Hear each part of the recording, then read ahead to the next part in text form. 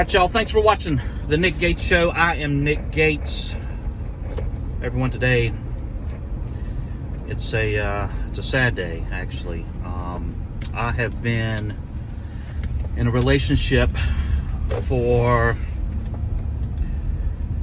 I don't know, about 30 years actually, and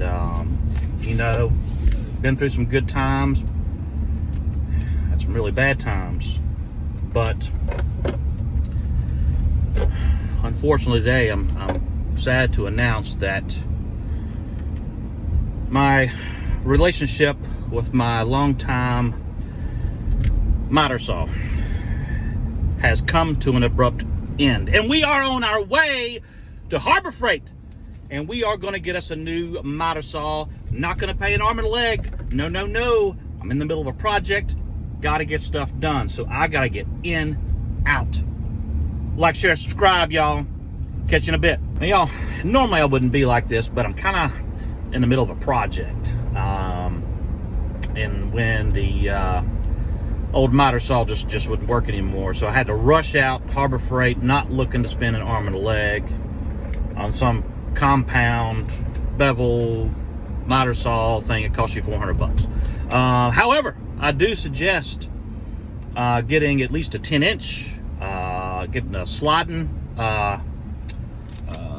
arm on that thing, and that way you can basically cut just about any width. In this case, I am actually putting down my laminate flooring, but it's going to do the job. About $150. This Chicago 10-inch sliding miter saw does not come with a blade, so there in Harbor Freight, I don't know, you're probably looking about another $15 or so for a blade. On my way home now. Once we do, we'll unpack it, set it up, go from there. Okay. All right, y'all, here's our Chicago 10-inch sliding miter saw. Let's open this up, unpack her. Little assembly probably going to be required. Give you an Allen wrench. Got some arms. May or may not use these. Clamp. Ain't gonna use this. Bag. Get your sawdust. That might come in handy.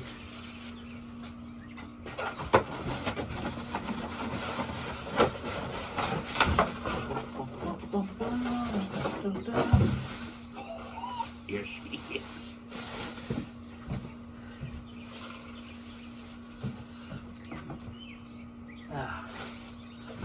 There we go. So I'm gonna pull her out just like that right there, y'all. There it is. Pretty much it. Just plug her in, attach a couple parts, we're good to go. All right, y'all. You like my makeshift workbench here on my front porch, so I don't have to go around the house or anything like that. Just come in and out pretty quick. Anyways, first thing I'm gonna do, get this up.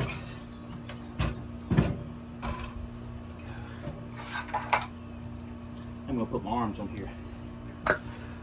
So the arms here got a screw, right? So you take that out, and once you put your arm on the side, you just tighten that back up, so that way when you slide them out, they don't come out. There's a stopper.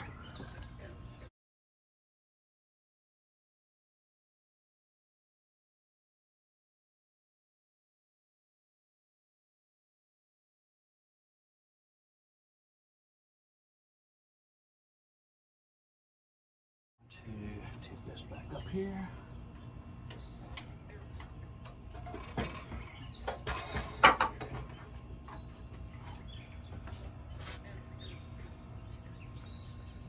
Just take our bag, clamp it on the back.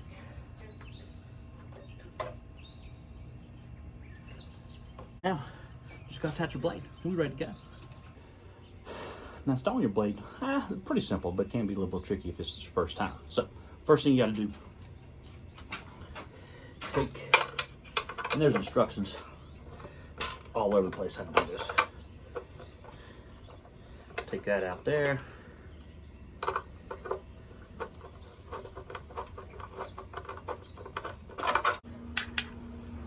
Then, now they didn't provide an Allen wrench this size, so you're going to need another one. Take out this part right here.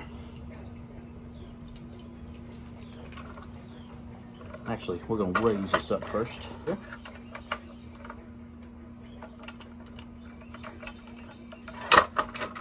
Oops. Be careful when you loosen that up. There we go. Don't lose your nuts there. Then, simply take, there we go. That's going to come out. We got to take this off right here. Reattach with our blade.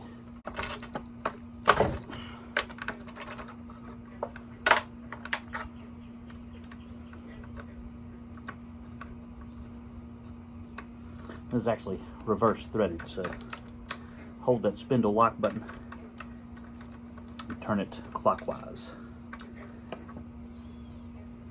Okay. This paper out of there.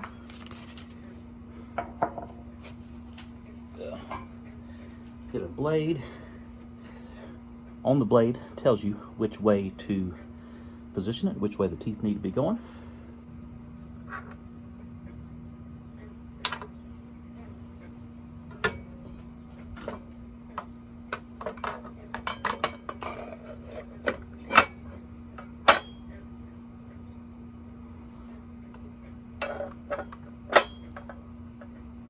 Reverse threaded, so we're going to go turn it counterclockwise to tighten it.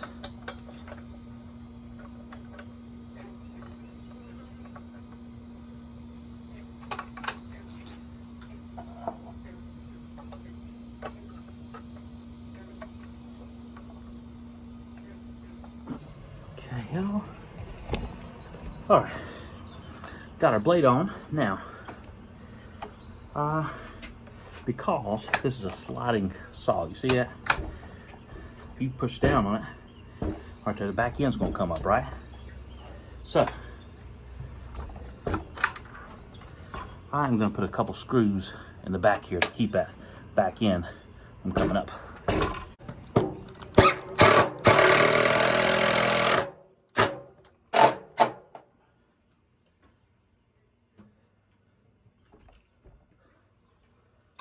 All right.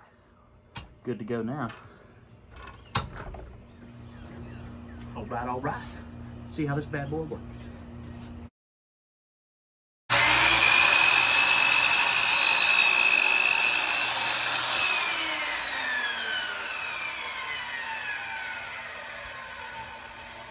Ooh, like butter. This is Nick Gates Show. Catch you next time.